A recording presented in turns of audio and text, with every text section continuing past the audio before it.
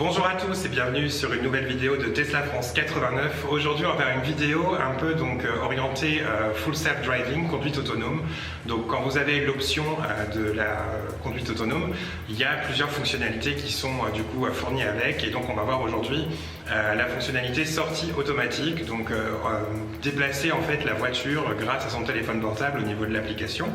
Donc on va voir ensemble comment ça se passe tout de suite en images, et puis surtout encore une fois, si vous aimez cette vidéo, si ça vous plaît, n'hésitez pas à lâcher un petit pouce bleu, ça fait toujours plaisir, ça nous encourage, et puis ça donne plus de visibilité à la vidéo sur YouTube. Voilà, j'espère que ça vous plaît.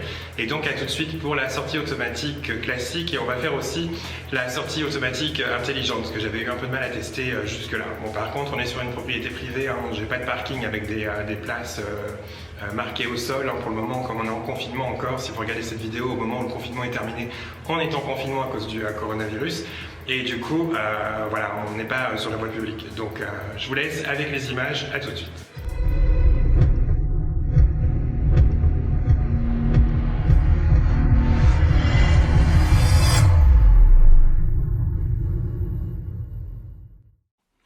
Alors c'est parti, du coup là vous voyez la voiture est stationnée, elle est en charge, donc en même temps voilà, j'ai fait des petits effets, j'utilise 2 caméras aujourd'hui, incroyable. Voilà, on appuie sur le superchargeur, sur le wall connector pour le débrancher, la trappe va se refermer toute seule et on va pouvoir lancer la sortie automatique. Donc pour utiliser la sortie automatique, il faut avoir l'application Tesla installée sur son téléphone portable. Donc là j'utilise la version sous Android, mais évidemment avec iOS, avec un iPhone ça marche très bien. Le temps que la voiture se connecte au téléphone, voilà, donc on a l'icône au centre pour la sortie automatique intelligente. Donc on verra un peu comment ça se passe, et en bas on a les 2 boutons marche avant, marche arrière pour du coup faire avancer ou reculer la voiture toute seule. Il faut être à proximité du véhicule, donc là vous voyez j'appuie sur le bouton marche arrière, donc il faut maintenir vraiment son doigt appuyé, et là le véhicule va reculer tout seul pour sortir du garage. S'il y a besoin d'éviter quelque chose ou de manœuvrer un petit peu, elle va aussi tourner le volant pour pouvoir du coup éviter ce qu'il faut. Alors vous voyez c'est très rapide, non, au contraire elle est très lente. Dès que je lâche, là j'ai lâché, ça s'est interrompu, il faut juste appuyer, voilà, je voulais vous montrer. Donc dès qu'on lâche, en fait de toute façon on est en sécurité parce que le véhicule stoppe immédiatement.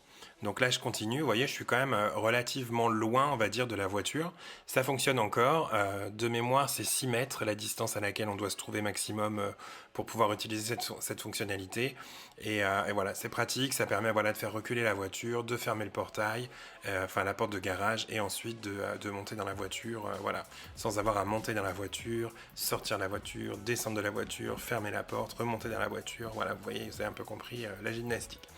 Je voulais vous montrer aussi que c'était aussi possible de le faire en marche avant. Je vais donc me placer à l'avant de la voiture pour que vous voyez comment ça se passe voilà, quand on veut la rentrer.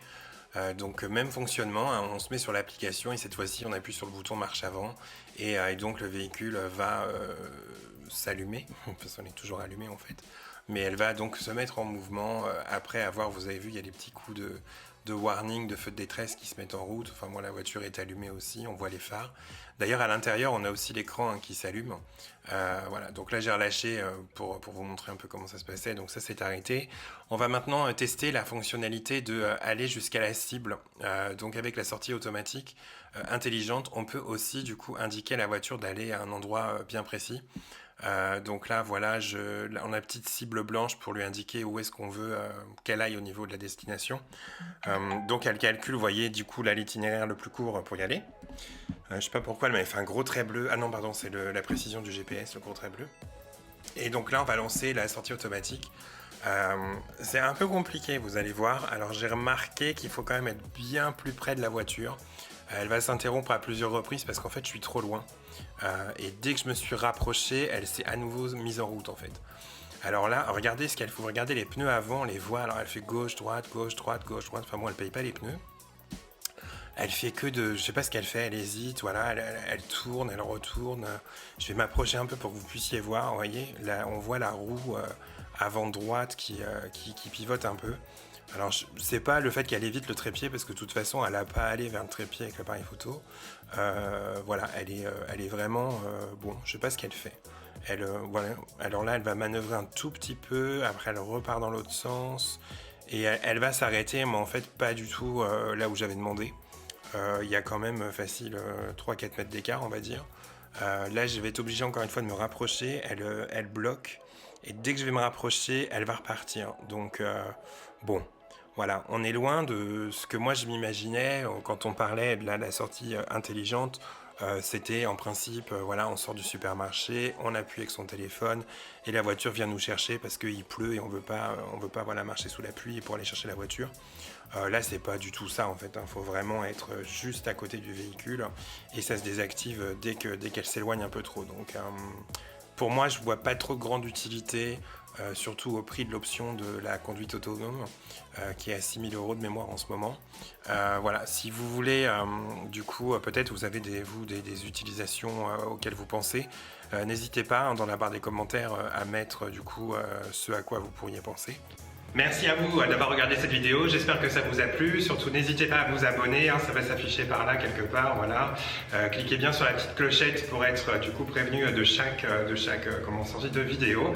Et puis on vous dit à très vite et à bientôt sur la chaîne pour de nouvelles vidéos sur la Tesla. Salut, ciao.